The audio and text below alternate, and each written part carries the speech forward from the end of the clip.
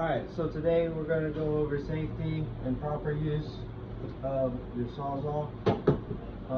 First and foremost, when you're dealing with safety, you want to make sure you have the proper safety equipment. Have a safety vest. If you can, you should always be wearing safety glasses, or if you wear regular glasses, those can suffice as well. There's also special attachments that will protect the side of regular glasses. And then protect your hands by wearing some good safety gloves.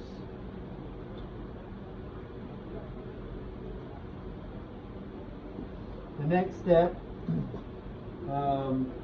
is going over, I'm going to use a corded Sawzall for this demonstration. A lot of you have a corded Sawzall and a battery Sawzall. But for this one, to cover all the steps, a corded one is going to be the best option, and it's going to be going over securing your connection for your power source, your power cord. I always like to tie it like that so that it doesn't come apart or get pulled apart if tripped over, or if you're trying to reach and extend and you just pull it out or anything like that. That's going to prevent it on that side. Do a quick test to make sure it's getting power. And then the first material we're going to go over of how to cut will be, we'll do this copper pipe first. You always want to make sure that you pick and use the correct size blade for the piece that you are using, or the piece that you are going to be cutting. We give you a long blade. This should be used for larger pipe, 2 inch, 3 inch, anything like that. And then we give you a shorter blade. This should be used for, your 3/4, 1/2 inch, 1 inch pieces.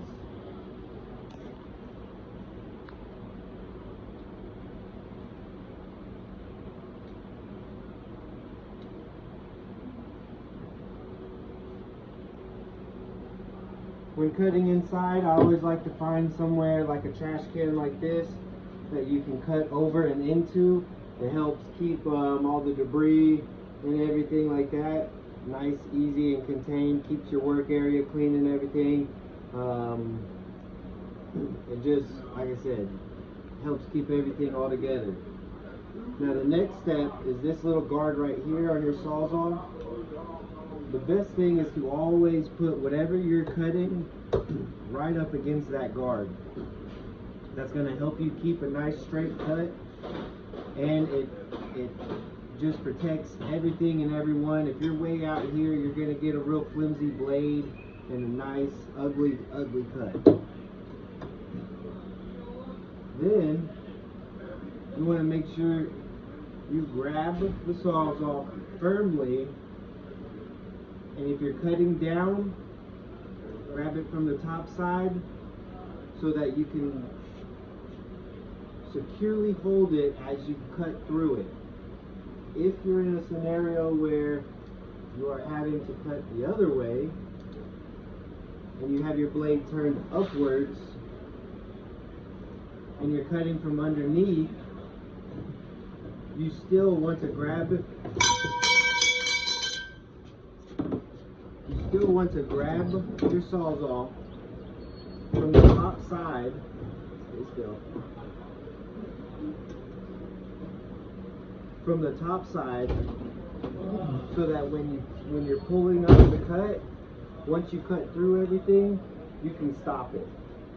You don't want to grab it from the underside as you're pulling up, because usually what happens is you have so much force that you're putting on it to get through, and then you're going to just, you run the chance of it jerking up at you, and you don't want that. So you always want to keep your hand here on the top side so that you can control it. We'll switch this around just for the sake of what we're cutting. Also, depending on what material you are cutting, it is advised that you get a mask to wear with it. just to protect yourself.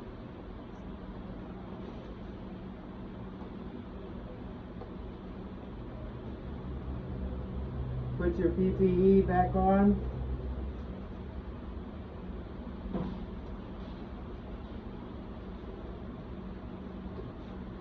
And now you're ready to make your cut.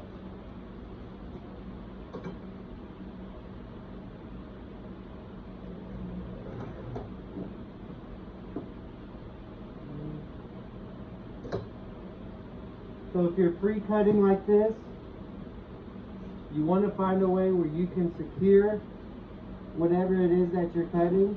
If you have a helper with you, just step closer. Have your helper hold the outside portion that is very far away from your blade, and then you can begin your cut.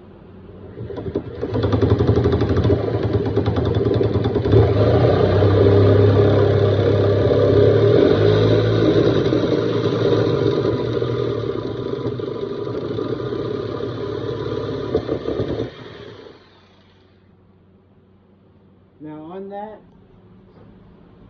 you got to notice that towards the end, I slowed down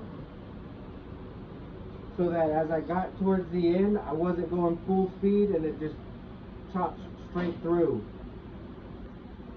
That blade is very sharp. It's going to get through anything. It's designed to cut through this metal. You don't have to go full throttle all the time, and it's just going to make it. And as you can see, our piece dropped in somewhere. But if this was an empty trash can, you'd be able to find it very easily and pick your pieces back up.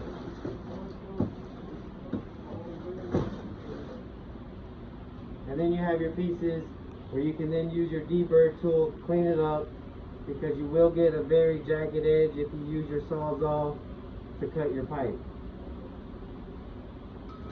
The next material we're going to cut is wood. Same for the wood. You have a special blade. You have a wood blade, a smaller one depending on what you're cutting, and a larger one. It's very easy to distinguish which one is which. The big thick teeth are for wood. The smaller teeth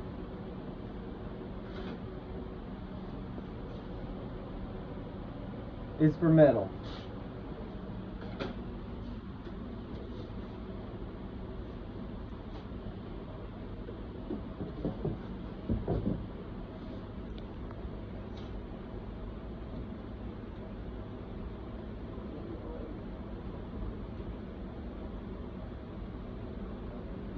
For this one, I'm going to demonstrate if you were cutting from underneath.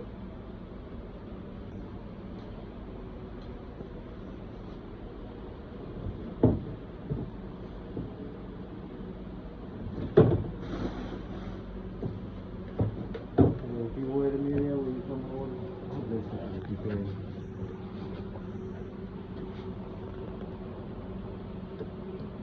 Put your guard against whatever you're cutting. And then see, I got my hand on the top side so I can control it.